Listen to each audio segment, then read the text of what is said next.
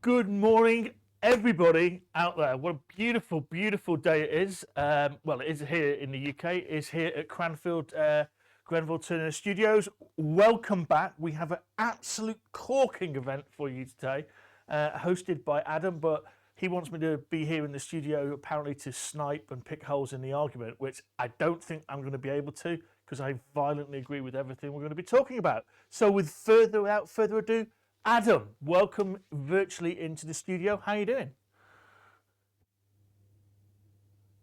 In leafy Suffolk as well, and I thought we'd had the summer last week, and then it was raining again for a few days. But it looks like things are on the up again, and this should be really interesting as a conversation today, shouldn't it? Well, tell us what we're talking about. So today we're going to talk about building a diverse sales team. And I think what's really interesting, I had a lovely chat with our guest some years ago when I was first getting to know her. And we were talking about diversity and prejudice and stuff like that. And I said, well, what do I know about any of that? You know, I'm a white, middle-class, middle-aged male. So any failures that I'm subject to must be laid at my doorstep. And you know, these are all abstract concepts for me.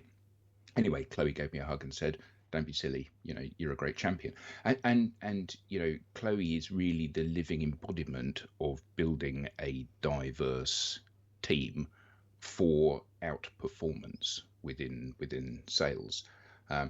Actually, let's not have me talking all day. Could we hear from Chloe? Yeah. So let me introduce Chloe Hoggard. She's a really good friend of mine. She's an RVP at Salesforce. She's a mum. She's a leader. She's an innovative thinker, and she has a work ethic that is, well, unusual, certainly to me.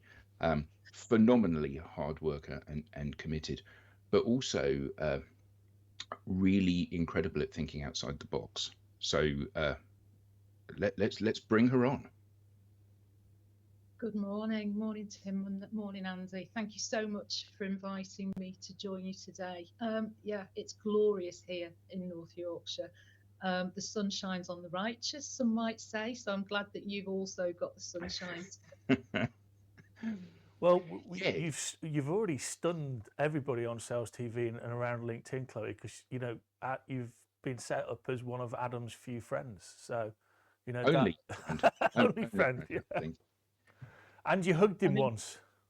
I have hugged him. I've probably hugged him more than once, but Adam has a very, actually, I guess, representative and diverse, eclectic group of friends, and I'm delighted to be amongst them. So I saw you at the big event last week, and we were chatting about kind of what we're trying to achieve and also what you're trying to achieve in terms of the team that you're building. And it is phenomenal, isn't it? Because you have built a truly diverse team, you know, and so you've got a black gentleman, you've got two Asian gentlemen, one from India, one from the Far East, and now you've got a woman as well on the team. Yeah.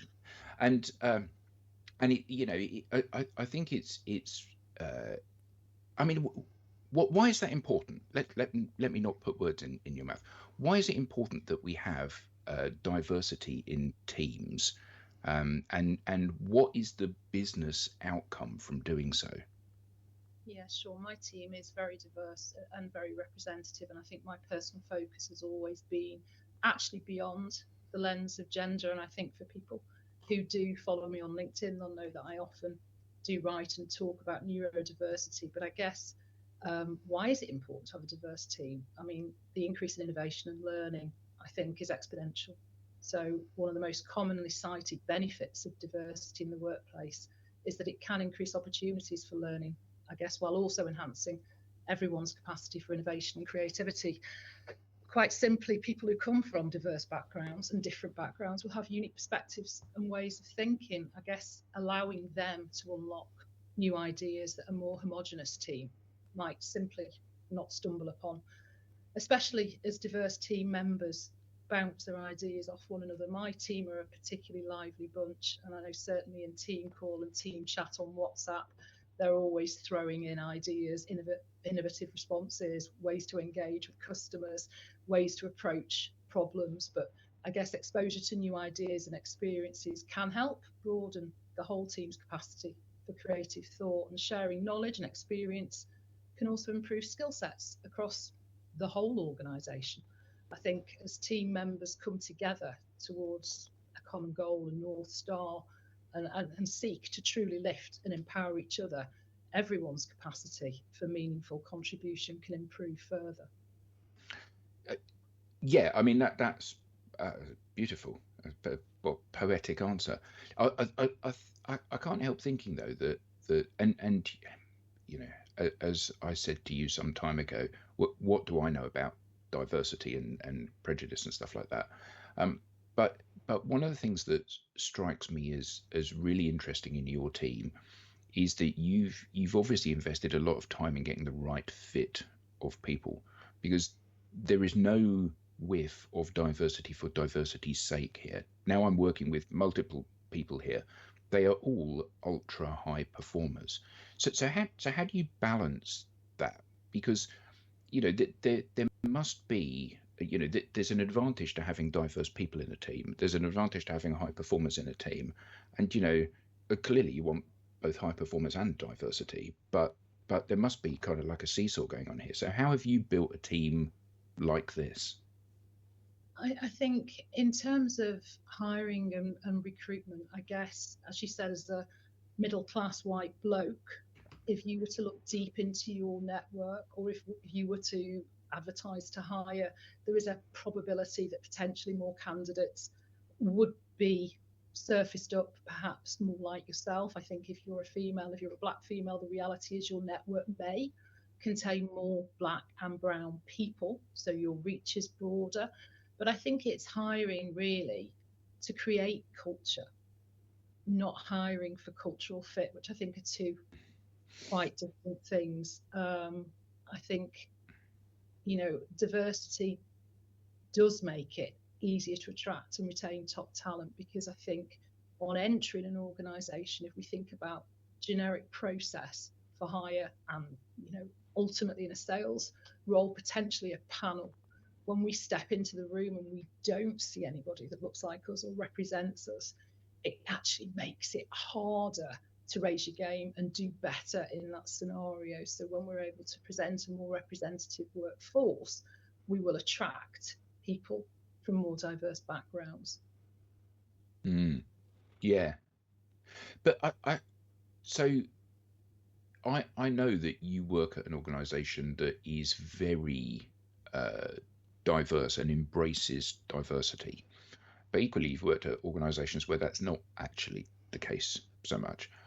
And so how does somebody that is within a conservative organization, maybe conservative isn't the right, I don't want to go as far as to say bigoted, but someone's within an organization that isn't seeking to be as diverse as the one that you're in, how can a leader within that kind of organization start to move the needle into the direction of having a more representative team for the people that they're actually selling to?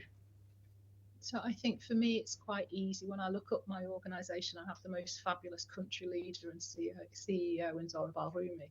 So when I look up my organisation, I see a woman at the top of the game absolutely smashing it. So when I see her doing that, that makes me feel that it's possible for me to also make that climb.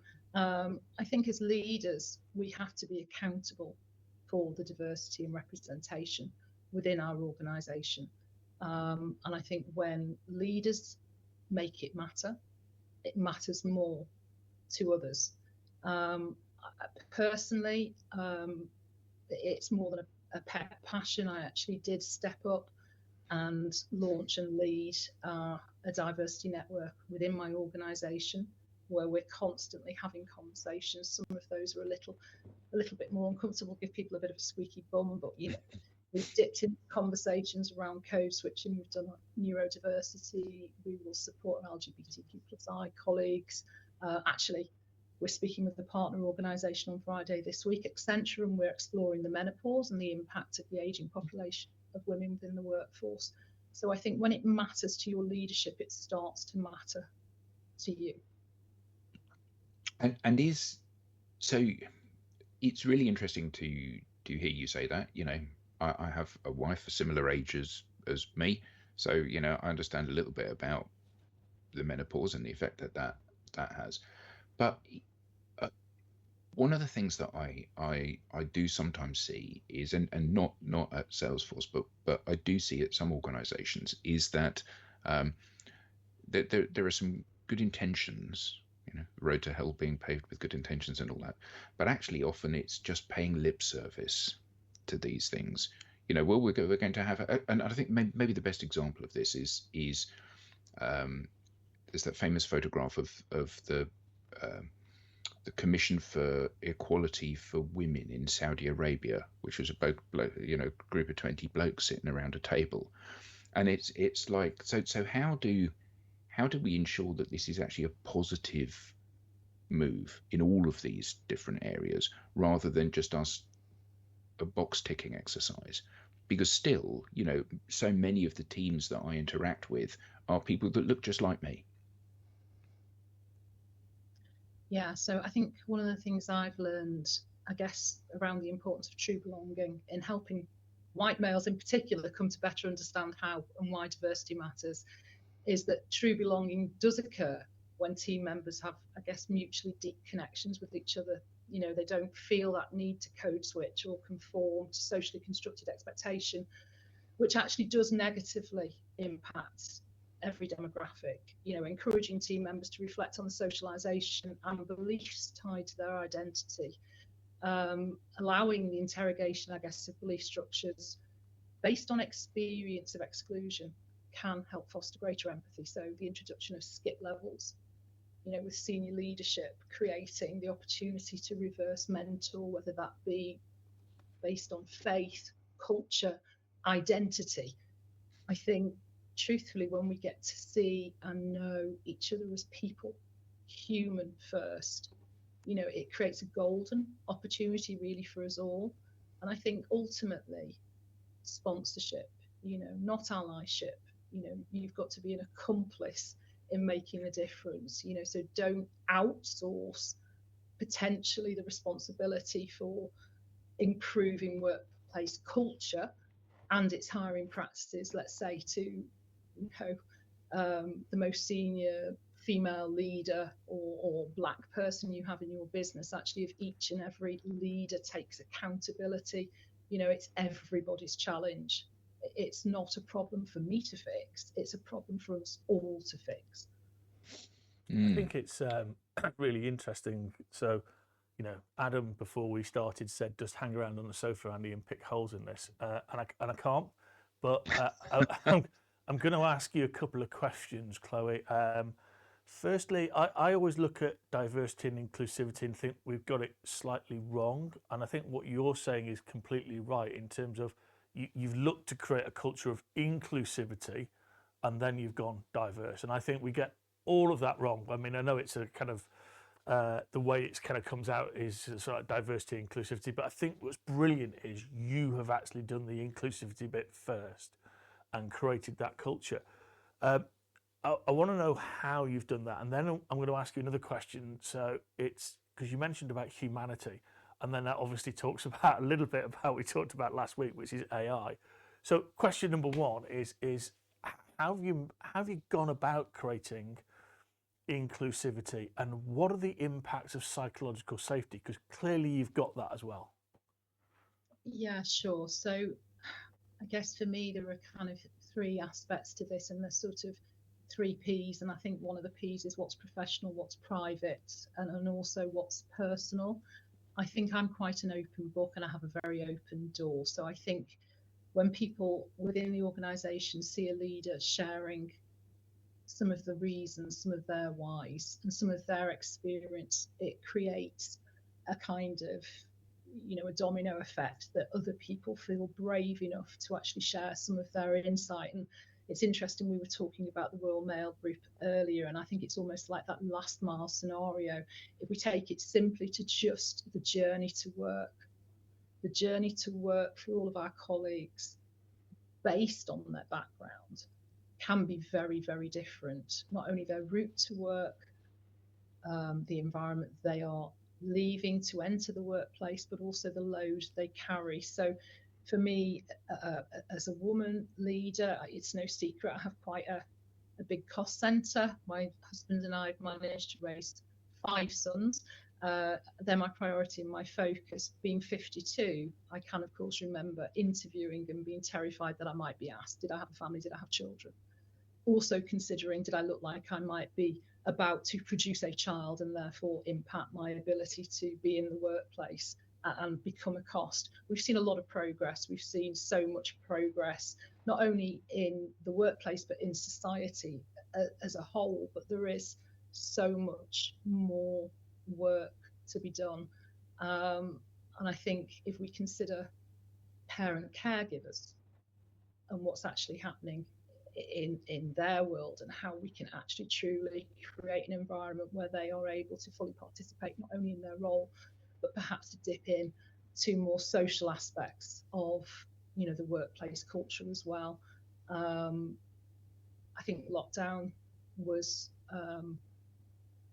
I guess it's something we'll reflect on for many, many years, but I can always remember during lockdown working with a fabulous woman actually, who very quickly went from camera on to camera off, and I couldn't understand this, and we had a one-to-one, and in actual fact she was based in the City of London, living in a high rise, actually a 2-bedroomed property, but her sister during that period had separated from her partner and had 3 children under 7 and had moved home. So in actual fact there wasn't an inch of that property that my colleague could adopt as their own, and actually she had a sense of not wanting people to see the chaos that was actually her daily life in the background. So I think creating open communication, sharing insight of your life, your experience, encouraging your colleagues to also share theirs is super important. So I was going to ask you the second question about AI. However, somebody's just come in to the studio, and I'm going to read this out quite slowly because they're asking you a question. So thank you, Mac, for effectively asking this question, which is, he's got a small boutique. He's honestly saying he's not as big as Salesforce yet.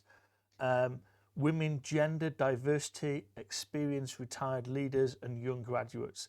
It's a bit difficult to find the right talent for the job at hand and to also continue to drive momentum at scale. How did you do it? And then he's added, sometimes people take advantage of your niceness. 300%, absolutely. But let's not give up being nice. I guess scale can create advantage, but it also can create perception and could lead to potential loneliness within an organization. So I'm thinking a small boutique, what a gift, what a golden opportunity to create the change you want to see. And I think if we look at hiring practice, I think it can be quite exclusive. So the reality is, if a role does not require, for example, a Russell Group degree, doesn't require 15 to 20 years experience plus an MBA and a PhD, why are we asking for those things? And I think research would show that generally males see that as more of a challenge. I haven't got it, but I'll go for it anyway. I've got the stuff they need. Whereas as a woman, I might sit back and go, wow, there's so much I can't do. There's so much on that spec that doesn't apply to me. I might not throw my hat in the ring. I think, if you can localize, you've obviously got a community, you've got footfall, I guess increasing your social presence, sharing stories and insights around what your organization actually is like on the inside, and pushing that out and encouraging people to want to take a peek in and join you in your organization would be a great start. Hopefully, Mac, that gives you some insight. Please do not hesitate to connect with Chloe, because I'm sure she'd be grateful, be happy to share some things with you.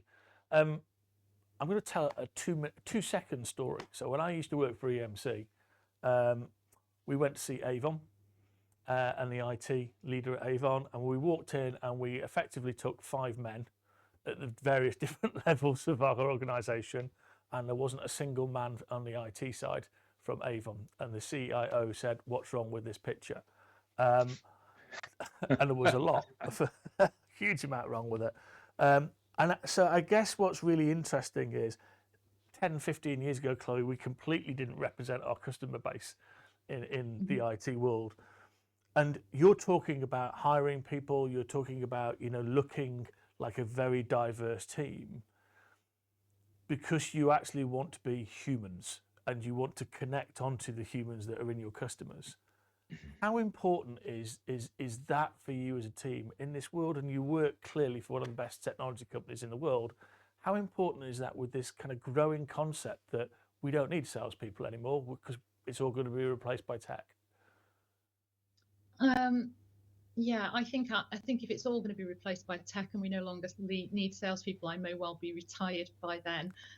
First of all, as a child of the 70s, I have very fond memories of actually our Avon lady who used to come door to door, and I was always able to acquire those tiny little sample lipsticks from her that I used to use on my girls' world. So I think Avon's perhaps a standout example of an organisation that truly enabled a female workforce to gain independence and to actually work in a very flexible way that supported their families and other commitments. Yeah, what's wrong with that picture?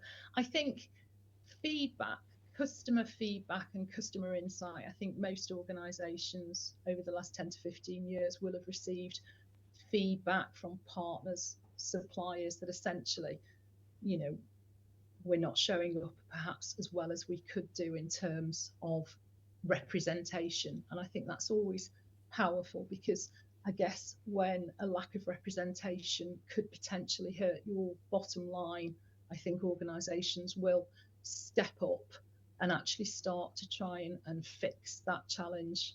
I think, Tim, you alluded slightly earlier to, box ticking. The reality is organisations do carry in country quota and regulation for ensuring that they have diverse employees and representation. But I go back to my point, if we hire more people who have, for example, a hidden disability, the reality is when we're hiring, they may well be connected to many other people who also have a hidden disability. And I think, one of the things a lot of organisations have in common is a finder's fee or some level of reward for being able to refer people in. So I think the reality is the more diverse and representative your workforce is today, the more potential it has to become even more diverse and representative in the future. That's a great answer, Chloe. Thank you so much, and I completely agree. We have to keep going on that. I believe, I believe sales is a social science, and it's that social that's going to ensure that we continue to make the right connections and understand how we deal with a lot of the things that are in the way of business. I'm on a session this afternoon with Matt Dixon, with Sarah Clayton, looking at through Read to Lead, and I've just read the book cover to cover. I'm a lazy optimist as a lecturer, so I always get to chapter 2 in most books and then put it down. So I actually, as a dyslexic, got the audio, went through it, and it's a brilliant book, and it talks about it's actually halfway through the buying process, people just get scared and there's fear. And there's no way that technology is going to actually help people get through that fear. It's all going to be about people like you and people in your team that flip to, how do we make this less scary? How do we help you get from the idea that you want to do this through to actually doing it? And we're with you. We're not just going to disappear the moment we've got your signature. Absolutely. I mean, 300%. So, my team is very diverse and very representative. We have individuals with big political backgrounds who play a very active and engaging role in ensuring they are abreast of all of the change that we're currently going through. I have another gentleman who is an absolute sector expert, a self-confessed nerd. So his focus is transport. And I've really had to up my game to better engage with him. You know, he's obsessed with chat. You know, so my understanding, my ability to articulate a conversation now about copper wiring on the lines has improved. So, you know, by having more representation, you know, it helps and enables us all. You know, I've got somebody who is leading in one of the oldest livery companies in the City of London outside of the workplace, which gives him a tremendous opportunity to not only extend his connections and network, but also to surface up and share those connections and introductions to his colleagues. You know, interestingly, our Gen Z and millennials are more likely to stay in an organisation 5 years plus if they're diverse and representative. So it's not just about the point of hire, it's about the retention. How do we retain, you know, our aging colleagues? How do we retain women? When we look at data for women in the workforce, actually, is that being fudged by interns and grads? You know, how many women that are 40 plus do we have, and what roles are they sitting in? Are they sitting in leadership positions? What is the career progression for your underrepresented colleagues? I think they're the areas where we need to focus further, more broadly. I sense some research there that maybe Salesforce and Cranfield could do together in terms of looking at that in the market, and I think that'd be really, really interesting, because I think it's a real challenge going forward, which is sales still isn't seen as the sexiest, greatest career you could have, and young people are increasingly not wanting to go into it. Like, I dare say, like me, you fell into sales, Adam fell into sales, but now people are consciously not falling in. They don't want to do it. I interviewed somebody who was one of the suppliers, and she was a customer success agent, and she said, I didn't want to be in sales because I wanted to matter. And that was like, whoa. Wow. That therein lies an interesting problem. And you're right, at the top end, if we are not nurturing and actually attracting females back into work once they've had children, or finding a way that they can have a family whilst they're working, that's, you know, really, really important, and has to be addressed. Yeah, so first of all, I would absolutely love to, you know, pick up a conversation on further collaboration. I mean, we are a data solutions organisation, so anything that we could explore together collaboratively with Cranfield would have huge appeal. It saddens me to hear that, you know, a younger mid-career person has said that about a sales profession. I think for me personally, there were so many things I couldn't do. I left school at 16 with just 3 GCSEs actually, and there were many, many, many roles that I could not do. And actually, a career in outsourcing contact centres and consultancy has given me a very long career, opened enormous doors for me. And actually, I do see sales as a profession, and we are professionals, and you know, we work with integrity, we're leading engagement, doing huge transformation, and I guess we have the trust of our partner network, but also our customers to deliver those critical business outcomes. And I would advocate for a career in sales. You know, it really did change my life. It's created a far better economic outcome for me than my education perhaps would have afforded me if that was the only consideration for hire. It's a brilliant answer. Unfortunately, we are at the minute mark, and this has been one of the most exciting, gentle, and fun things. I think we need to get you back quite quickly, Chloe, because we've got a whole range of questions coming in. So what I'd love to do is, Adam, for you to close us out, but Chloe, yeah, we'll pick up those conversations and get you back, because there's tons of questions that we need to actually go through for the next show. But it's been a pleasure to meet you. Adam, please close us out. Well, thank you, Chloe. What can I say? You are the living embodiment of somebody that's walking the walk as well as talking the talk. And you know, I think that you and I know, you know, knowing some of the people that you have hired over the years, I absolutely know that you have been a massive inspiration to these people. You know, they look at you and they go, actually, maybe I can do this. You know, maybe as a woman in the workplace, maybe I can take this role. Maybe I can do this. Maybe I can balance my desire to be inclusive and have a D&I kind of interest in what I do at work. Maybe I can do that as well.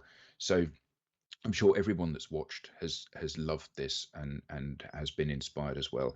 And as Andy said, let's have you back soon. So until then, thank you everybody for watching Sales TV, and we'll see you again soon.